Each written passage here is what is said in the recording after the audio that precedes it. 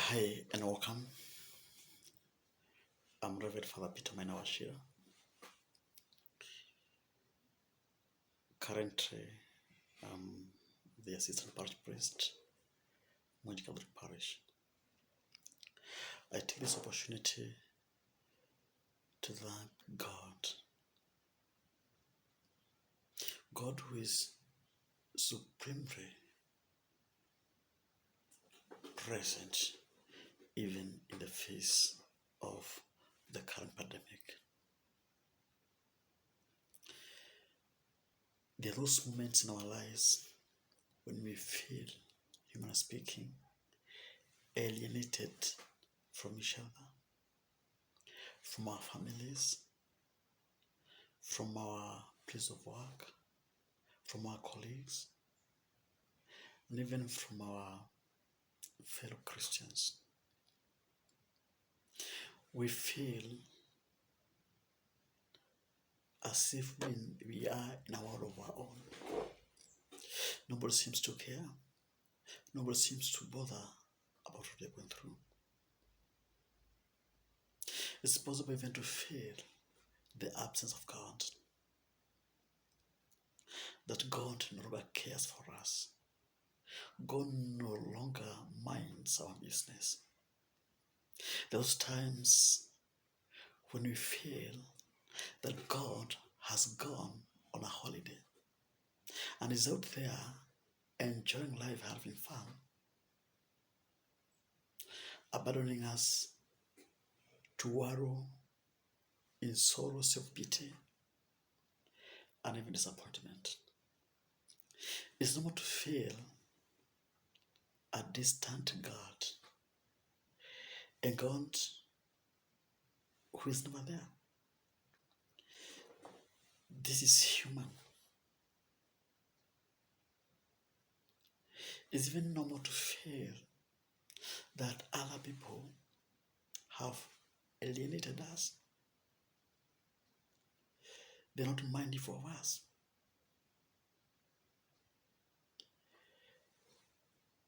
These feelings and experiences are part and parcel of who we are as human beings.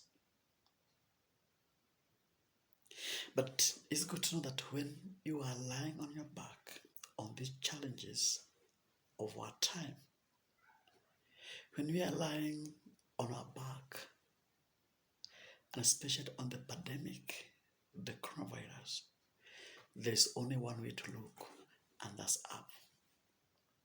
We look up to God for intervention. We look up to God for healing. We look up to God for insight, even for our experts and scientists whom we acknowledge are working day in, day out to help us establish a cure for this pandemic. In all these situations, God is at work. God is at work because the Bible says that all things work in harmony and work together for the good of those who believe.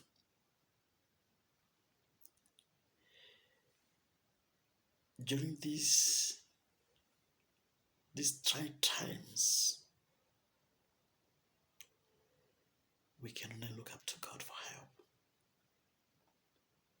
And any man or woman of character, every man or woman of faith should rise up to the occasion and plead with God for mercy and for help to help deal with this pandemic. It's not by our human effort. It's not by our power, strength that we shall conquer, but it is by the power of God shining on our efforts and humanity. It's actually divine intervention. Yes, more than ever before, we are now called to be vigilant and prayerful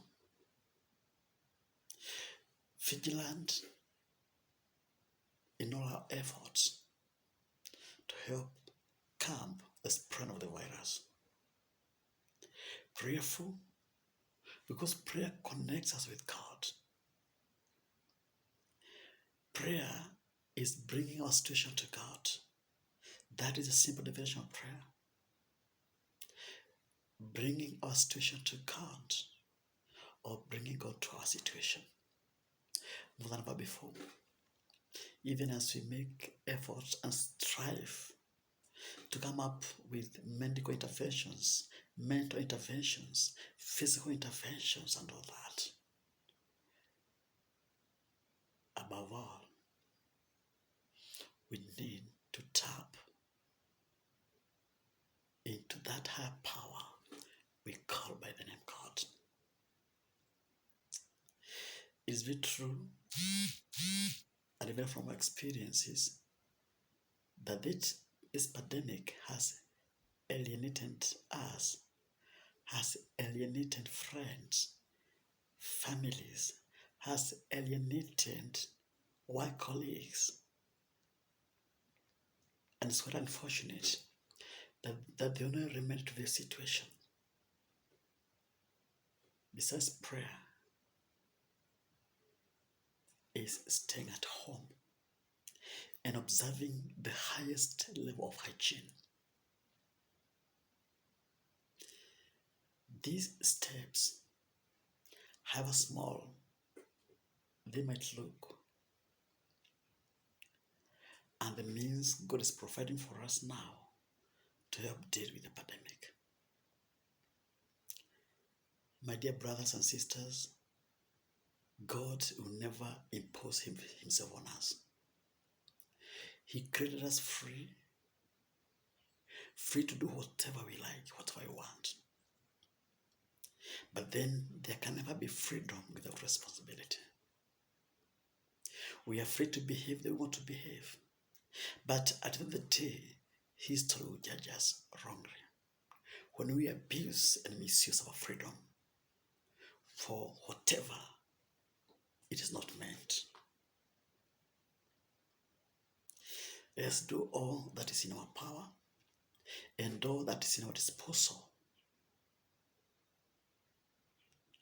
to ensure our safekeeping in the face of this pandemic by applying ourselves mentally, physically, psychologically, socially to end this pandemic. And I can assure you, this pandemic is a wake-up call for all of us to realize and acknowledge that without count we are nothing. This coronavirus can reduce nations, countries, even the superpowers to nothing. This coronavirus, from the look of things, can terminate humanity. And therefore, it's good to rise to the occasion. Let us heed the directives given by governments, by healthcare providers, by World Health Organization in ending this pandemic. All these are means that God has made available for us to help deal with Covid19, which is causing havoc and which is claiming lives of our brothers and sisters. Those who are happy to be alive today have a reason to smile, but not as yet. Let us acknowledge and accept that we are all candidates. Let us avoid local transmission. Let us avoid blame game, that those who landed in various airports in our countries are to blame for the transmission. Let us stop blaming. Let us focus and channel our energies towards finding the solutions to the problems that we face as humanity and as countrymen and women. Let us be patriotic enough to address these issues amicably. Let us not backtrack on the interventions that have been made available for us. God is at work in each one of us, bringing healing, bringing recovery, bringing sanity, bringing peace to our nation and to all the nation dwellers. So my message to all of us is, let us rise to the occasion. Grace builds on nature, and God does not work in isolation. He works with and for us and through us. And therefore, let us do all that we can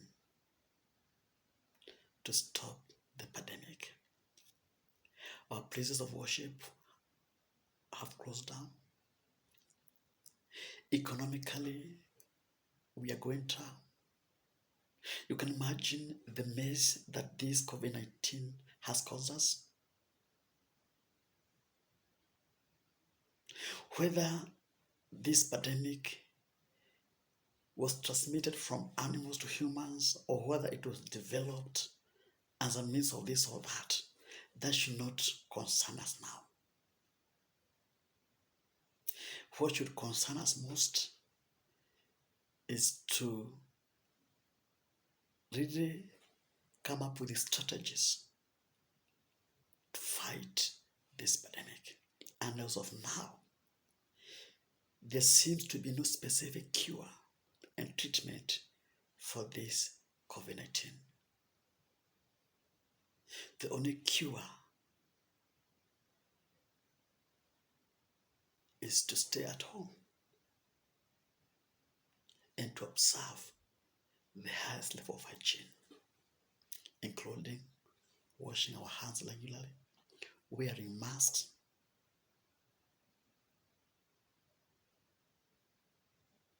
observing and maintaining distance with each other,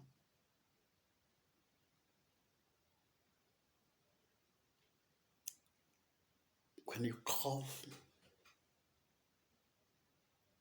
onto your arm or onto a tissue paper that can be disposed. Always let us develop this habit of maintaining high level of hygiene.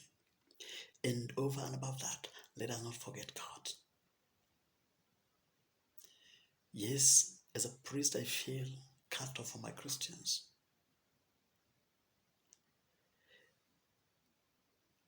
Much as we may praise and exalt technology, it cannot substitute for human touch. The face-to-face encounter with my Christians, the face-to-face encounter with my parishioners. Technology cannot substitute for that.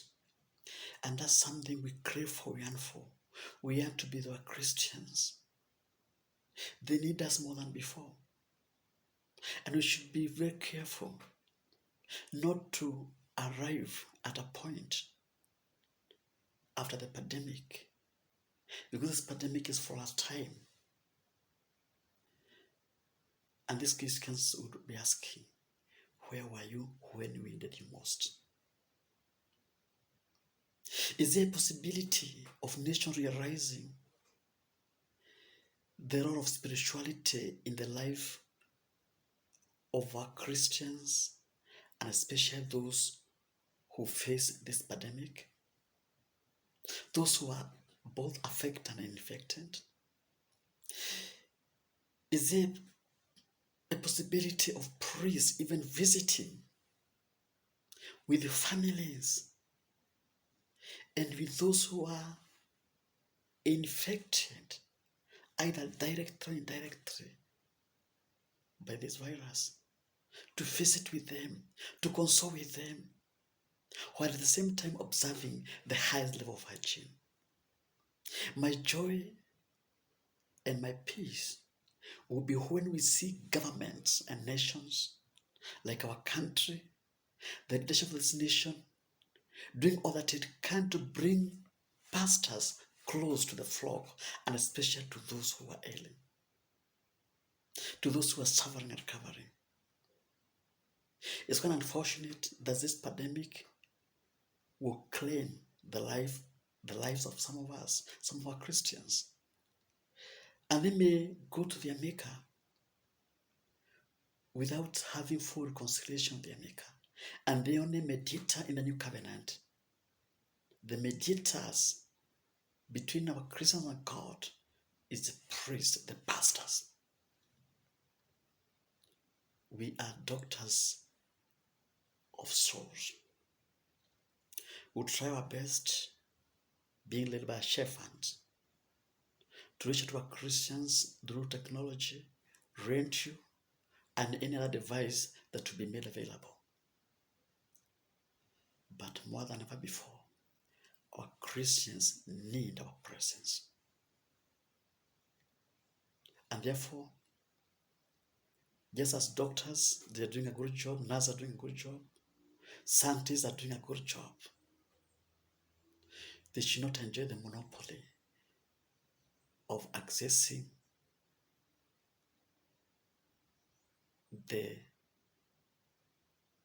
and addressing the needs of our people, and especially those who are infected,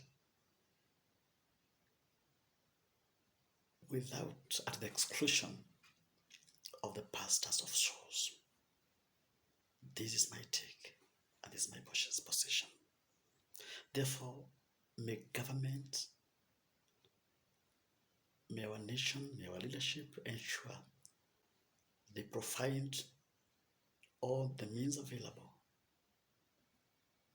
so that we're able to reach out and converse, have a real conversation, have a spiritual conversation with a Christ, to give them hope and courage that it shall be well. And now I wish and pray that in our hospitals we'll be having at least one or two pastors moving around, even if starting from a distance, to give a message of hope that this COVID-19 is not the end of the world and not the end of life. Yes, for some of us, life will be terminated.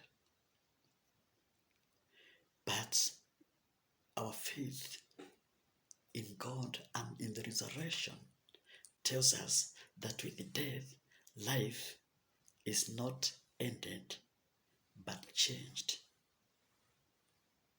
That means we continue to live even outside of our bodies. That is a very important message for all of us to take home. That yes, this world is like a huge tent.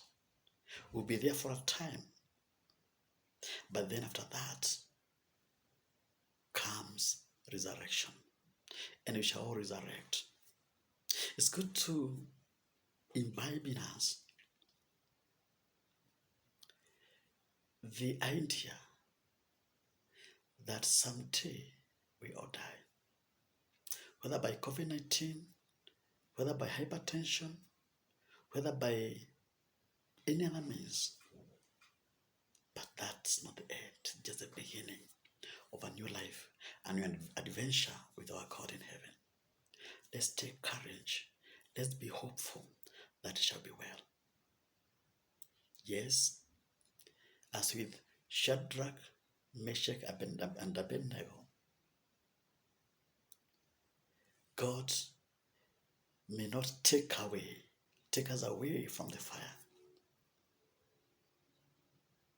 But God will stop the fire from burning us.